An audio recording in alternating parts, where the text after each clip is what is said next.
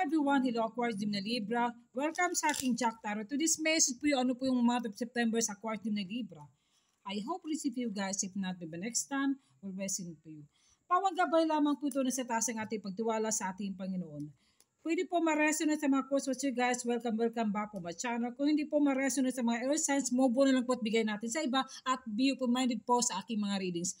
Huwag kalimutan kung kayo po ay subscriber o mga course watchers, mga bagong followers, huwag kalimutan mag-subscribe, tap the comment down below sa aking Jack Tarot po at para lagi kayo updated sa aking mga videos. Okay, sisimula na po natin guys.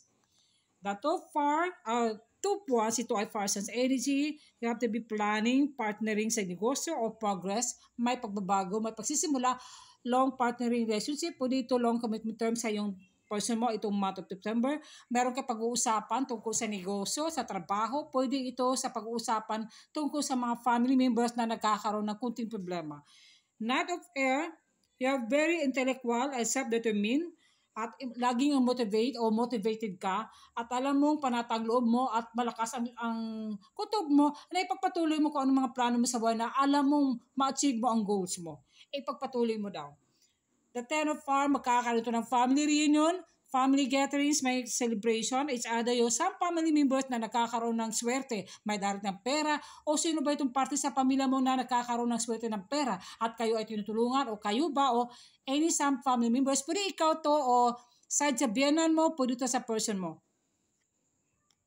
The Hermit, soul searching. Pwede ito guys, itong person mo na magkakaroon ng long-term commitments. Pwede ito guys na soulmate connection mo ito. O nangangailangan ng self-mentor, self-discoveries na may kasagutan yung isip, puso, damdamin mo, kayo ay naguguluhan. O each other na bigla kayo napatibok ng puso mo kung itong person mo na dumating sa buhay mo kung kayo po ay single na Aquarius na Libra.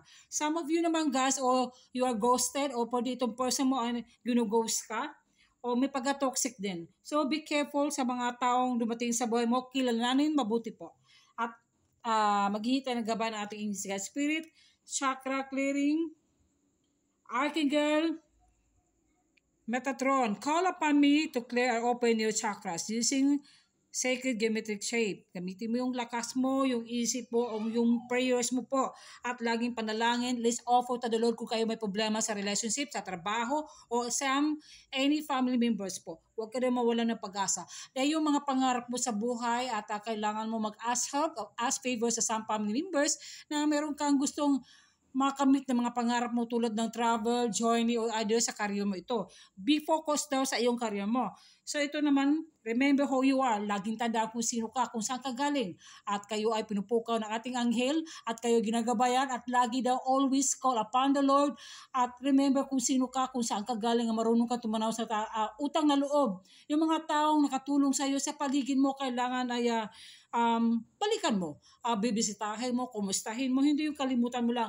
At yung mga taong, mga spiritual na naggabay sa inyo, nag-guide sa inyo, laging tandaan po mga mensahe para sa inyo po. At makakatulong to sa inyo.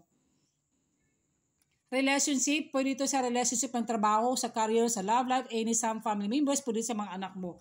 Aayusin mong buhay mo. Anong susundin mo? Yung career mo, yung sa sarili mo, sa mga anak mo, o itong love life mo. Ikaw lang makakasagutan. At kailangan panalangin ito.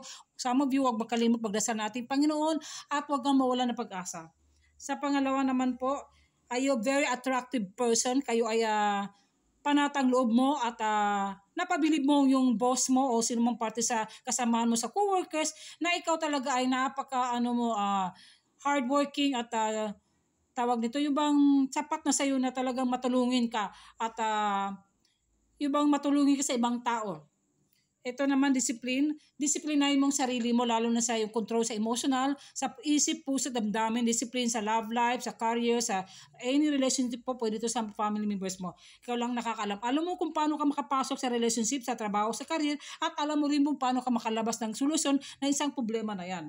Sa love life naman po, passion, you're very passionate lover, pwede ito passionate worker at napaka-passionate isa. Hindi ganun kadaling makalimot na itong person mo o ikaw ba ito na talagang mahal mo at naging mapagmahal mo itong person to. Pwede ikaw itong person mo. At nagkakaroon ng workout na relationship o partnership po. Ito naman, give you relationship chance. Parang ikaw ay naghuhumaling na sana ay mabibigyan ng panahon at take a chance sa relationship, pero nasa iyo yan, ipanalangin mo kung ano bang dapat na sana itong person mo magbago, o either ikaw itong person mo, sana bigyan ito ng pansin na kailangan may kaliwanagan, clarity, kung ano ba talaga. Okay, yan po sa mga Aquarius Gemini Libra sa month of September po. Thank you so much guys. See you next video. Bye!